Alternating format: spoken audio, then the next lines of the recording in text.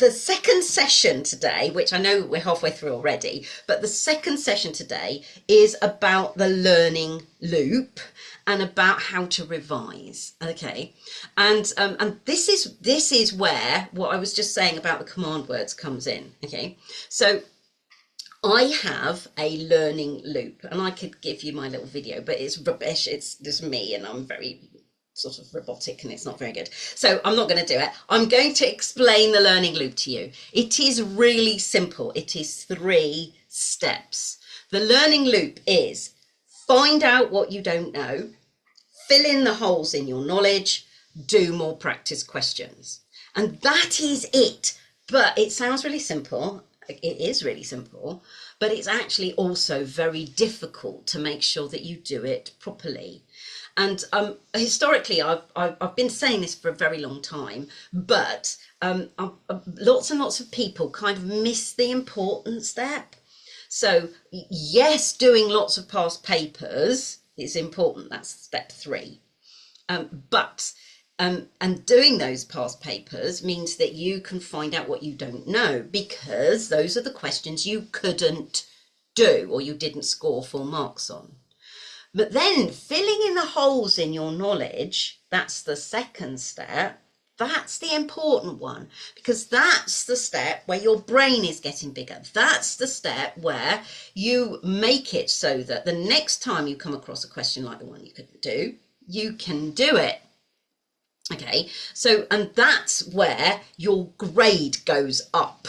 Okay, now figuring out what you don't know, that's relatively straightforward, or you'd think it would be, wouldn't it? Because it's the questions you couldn't do. Right now, I bet that you lot, especially the people that have been with me for a long time and know the 3-step learning loop that you go round and round and round and round, you do some questions and then you look at the questions and you say to yourself, right, well, this question was about momentum, so obviously I didn't understand momentum properly. And you go away and you learn the momentum stuff again, and then the next time you come across a question like that, you could do it maybe. But the chances are that the reason you couldn't do a question, most of you, maybe some of you might still struggle with some of the physics, but you've been learning physics for a year, nearly, if you're year 12, now 9 months, or you know, a year and a half if you're year 13, right? Your physics is probably pretty good. And every time you can't do a question, your immediate reaction is, oh, well, I don't understand physics. And it's probably not that. So the learning loop, it sounds really simple, isn't it? Find out what you don't know. So those are the questions you couldn't do, and then fill in the holes in your knowledge. Well, the temptation is for you to think that the questions you can't do because of the physics, because that's hard, right? Physics is hard. Except that you guys are really intelligent and you're really good at physics, you're really good at maths, you can do numbers. Actually, it's not the physics that's the problem, it's the exam techniques. So when you look at a question that you couldn't do, I don't want you to immediately jump to, well, I couldn't understand the physics. I want you to immediately jump to, which exam technique have I not got right? Why couldn't I answer this discuss question or this explain question properly? And I want you to recognize that it's probably not your physics that's the problem. And you guys are, most of you, almost all of you, really numerate. You like numbers. The calculate questions quite often hold no fear for you. I mean, occasionally you get stuck in a little loop and you're not quite sure about the potential gravitational potential equation thing, but most of the time, actually, you understand what you're trying to do, and the calculate questions are quite good, and they're nice to you, and you score well on them. But you can't do the explain and the describe and the discuss and the compare and the criticize and the assess and that. You can't do those ones, and there's a lot of them. So you think that it's your physics that's the problem, but it probably isn't. Okay, so now, because you are all logical people, I want you to look back at the papers that you've already done. And I want you to look at the questions that you couldn't do, And I want you to start looking for patterns in the exam techniques that are apparently lacking, that you are now beginning to learn about. So how to answer an explain question. So look at a previous explain answer that you perhaps didn't get right. And instead of criticizing your physics, criticize your exam technique and say, right, well, is there a key fact? Is there a consequence? Is there a consequence of the consequence? Did I actually do what it said to do? So, and I want you to start looking at your failures, your questions that you couldn't do, right? It's just feedback, really, not failure. And I want you to start recognizing that it's probably an exam technique that is getting in your way, not the physics. And occasionally, obviously, it is the physics, but quite often it's not. And so especially for the wordy questions, you know, explain, and there are a lot of explains, so many explains on a paper. And so this is the 3-step method. Find out what you don't know. Now that's important. So we're talking about now looking at the questions that you got wrong and then figuring out what it is that you didn't know that meant that you couldn't do those questions. Oh, somebody's coming in. Oh, it looks like I get a cup of coffee, is it? Yes. Thank you very much. Yay. Okay, so, and 2 dogs. Hello, Barney. Okay, so at least the bigger one doesn't get on the desk. But anyway, right, okay, so where was I? I was saying, right, so find out what you don't know. So these are questions that you couldn't do, right? And now look for the thing that actually you couldn't do. Was it the physics? Was it an exam technique? Did you not know how to answer an explain question or a discuss question or a describe question properly? Did you actually do what it said in the question to do? Especially those 6 marker questions that you should now be really good at from yesterday, okay? There is a one-to-one relationship between what it says to do and what you've got to put. Did you do that? And if you didn't, now you know where to fill in the holes in your knowledge. And then you actually have to do it. So if one of your problems is 6 markers, and it often is, okay, you do a 6-mark question, and then you look at the answers. Don't look at them first, look at them afterward.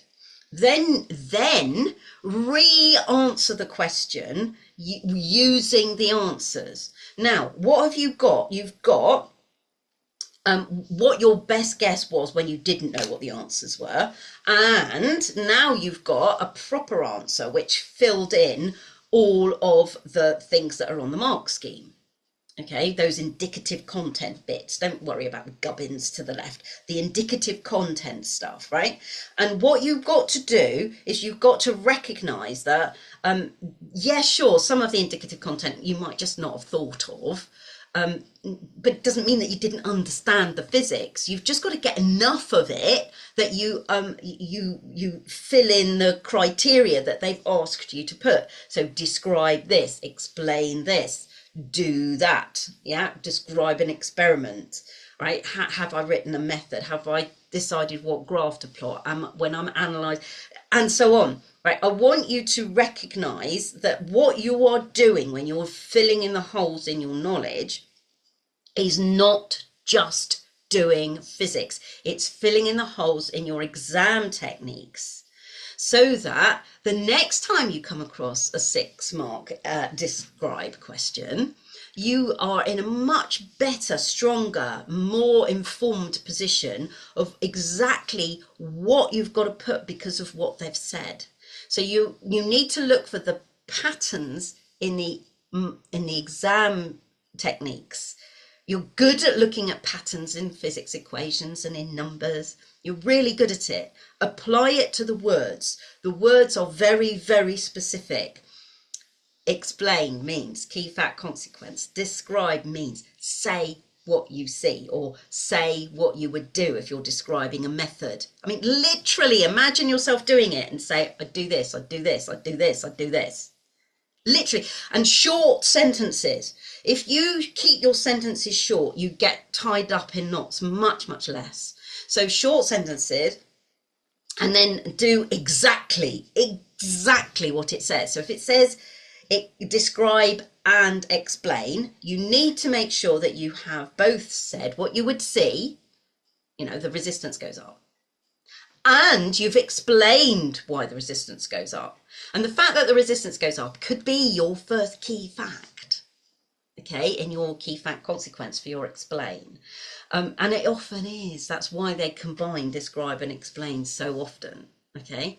Now, so the 3-step process, this learning loop that you've got to get your heads round, the 3-step process is find out what you don't know, fill in the holes, do more practice questions. So you've got to have lots and lots of practice questions. Right now, one of the things that all my students have got, the previous ones, as opposed to the ones that have just come on the Easter course, is what I call a work plan. Now, all of you Easter people should also have a physics pathway. So I'm going to explain about both of those so that you can see what I mean about practice and doing this 3-step process. So if I go back to, where's my course? Okay, so in my course, right, the work plans are available. I'm going to go to my website actually. So now it's not in this top menu. I do give work plans away as a freebie, usually when I do a masterclass. Can you see in this bottom right hand corner down here? Let me draw a big pink arrow down to it. There, that one. There's a work plan. Okay, can you see there? So if you do not have a work plan yet, it's just a list of papers to do, but if you don't have one yet, click on that button. It will put you through to this page on my website, and I'll get rid of that arrow now, I don't need it. And obviously, it's very small, you fill in the form, okay, and you can click on whichever of these work plans is the right one for you. Okay, I don't think I've got any OCRB people, but I certainly have a year 12s for all 3 courses and year 13s for all 3 courses. Now, most of you will have already got these.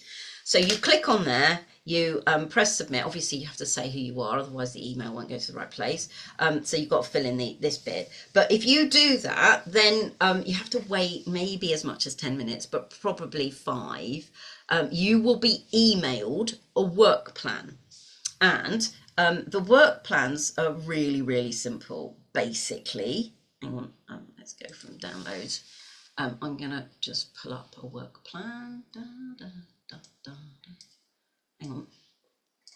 You'd think, wouldn't you, that I'd have got these already, but I'm useless. Work plans, there we go. Right, so I'll just pull this across so you can see what I'm doing. So here are my work plans, and let's just pick the year 13 one, I don't know, OCRA.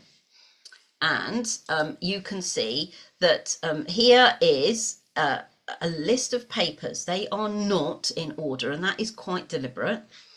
And there's a link to the mark schemes, okay? That's the ones on the left linking to the ones on the right.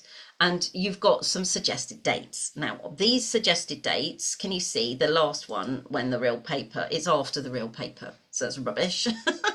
But what I can, and the other thing is, can you see that we've got the current course? So 2018 is the current course. The current course, the current specification was first examined in 2017.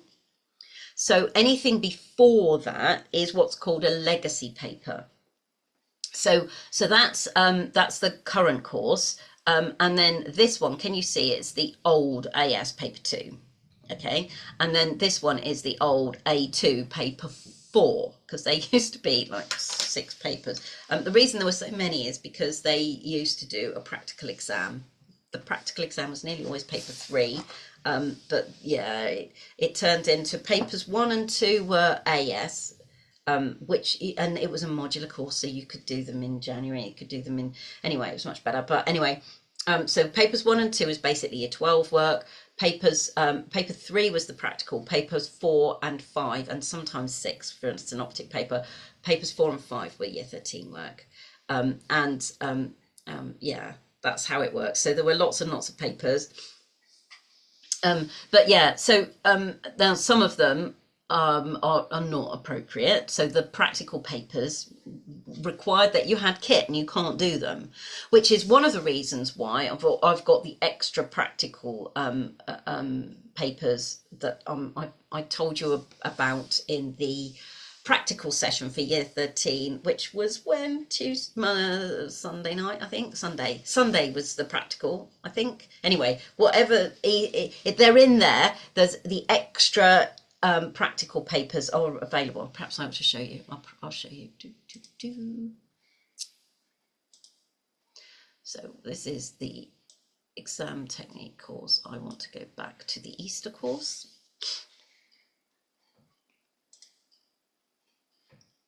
So circuits and capacitors, standing waves, it wasn't, it was Monday. There it is, there's the practical one.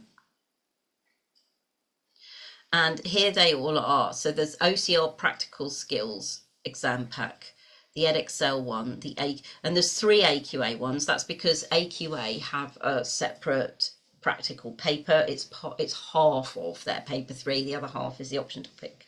So so these are extra practical practice papers that have been created by Lewis Matheson from Physics Online, and I've bought them for my students. So I've bought the school's versions so I can hand them out to students. I don't have any copyright problems because I've bought them for you. So so you've got, these are extra practical papers, because the legacy papers don't give you extra practicals, because they basically were testing practicals with a real practical exam. So this is my work plan, and you can see it's just a list of papers right now. The papers are not in order.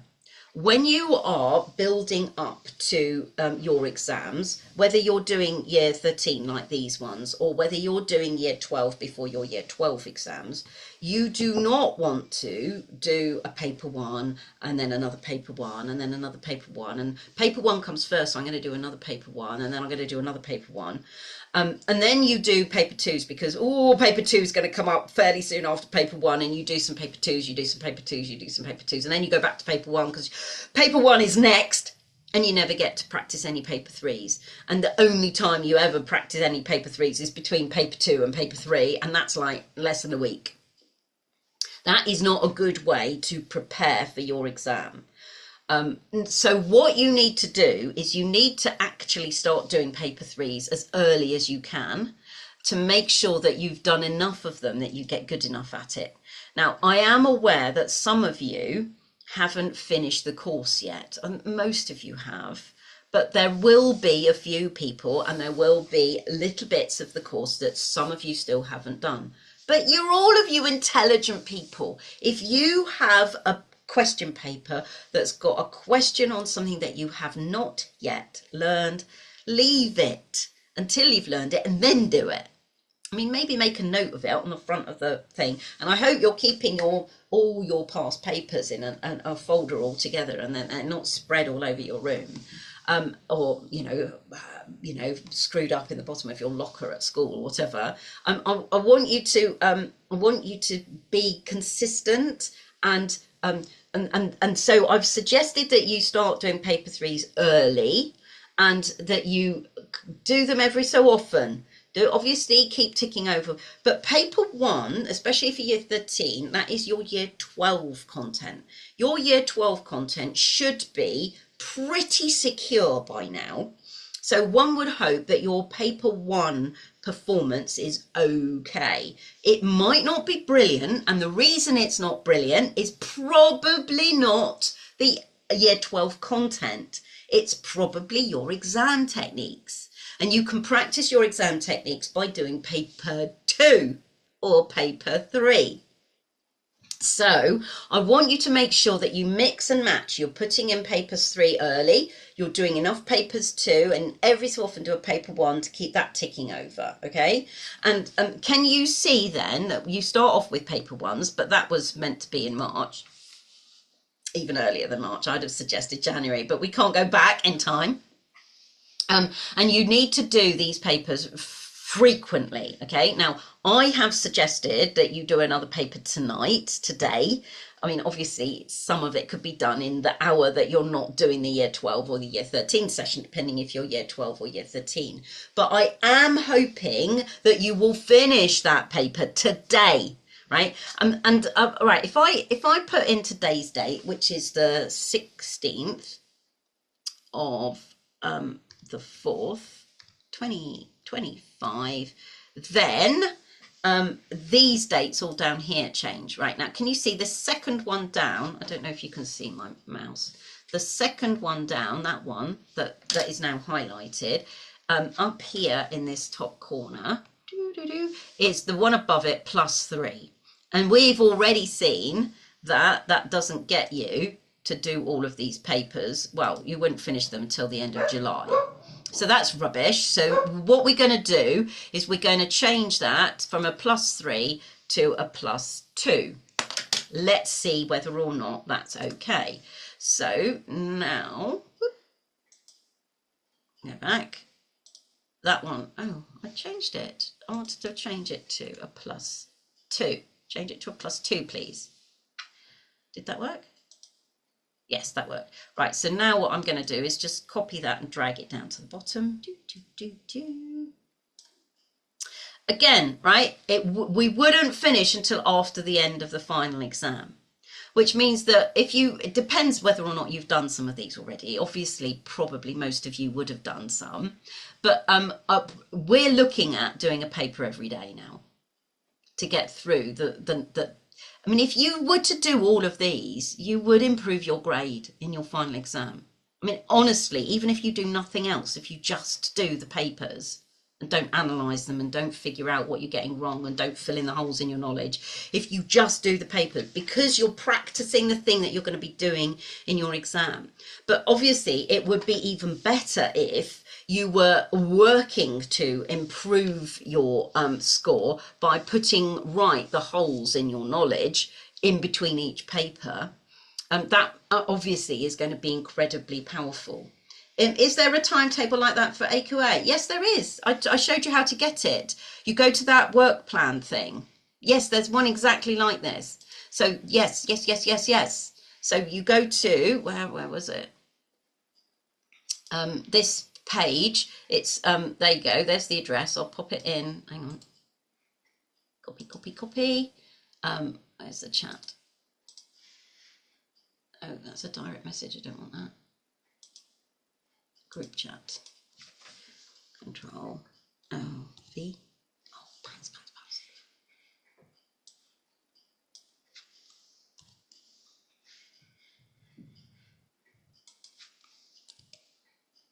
Right, the work plans URL then is in the group chat. Okay, Zach? So go to this page, click on yours. So you'd click on the, are you year 13? I can't remember. AQA. You'd click on that one and you'd get sent this. You'd get sent this one, year 13, AQA, that one. You'd get sent this one. Okay, and it's more complicated because there are option topics.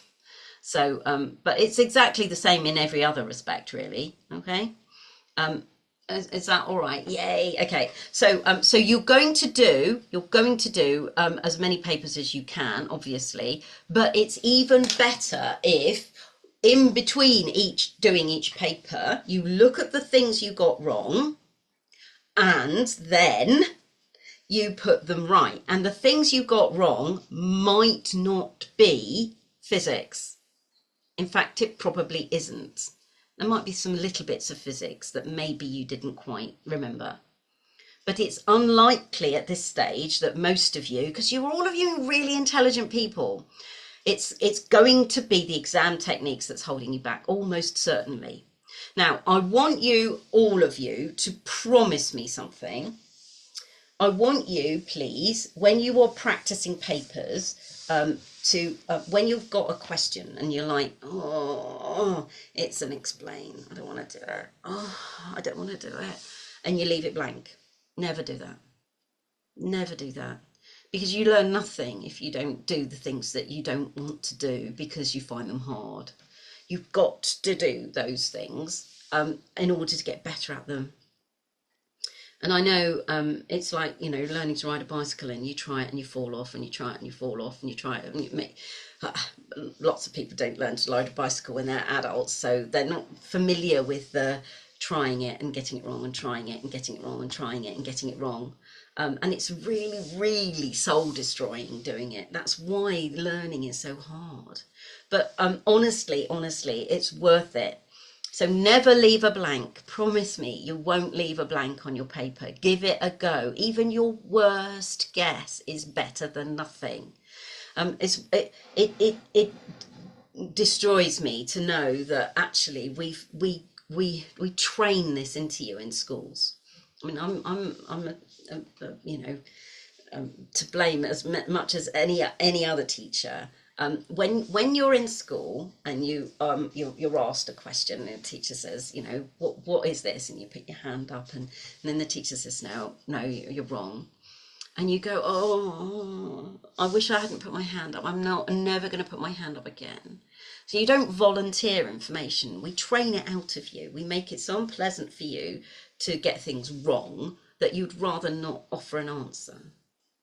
And obviously in your A level, that's not going to work. No answer is wrong. Even your worst guess is better than no answer. And your worst guess has got a really good chance of actually scoring something. So just give it a go. Okay, promise me that you won't leave any blanks when you're practicing your papers. Promise me you won't. I mean, even now, I am getting from my own students papers where there are blanks. Don't leave any blanks, because I've got nothing to help you with if you don't give me anything to say, you know, this is right. So when you are handing in your paper tomorrow, to me, you're submitting it to me. That's the one that you're supposed to do tomorrow. When you're handing that in, don't hand in a paper that's got any blanks. I mean, if you genuinely can't even attempt something, then that's something. But if it's a discuss or describe or explain, then you've got at least things. Right, so the paper the year 12 need to submit tomorrow is an A-level paper. You're right. It says, won't there be a lot of content that we don't know? There might be. I can't remember. Yes, it's a paper 1. It's a proper A-level paper 1. Yes, there's going to be some further mechanics that you haven't done. So any questions on circular motion and the simple harmonic motion, you can leave those out. I'll let you leave those out, all right, Tej? So if it genuinely is the case that you haven't learned the stuff, obviously leave it out. And I won't criticize you for that. But if it's something that you have done, give it a go. So you're expected to an A-level paper 1. Yes, you are. Yes, you are. I know what I mean.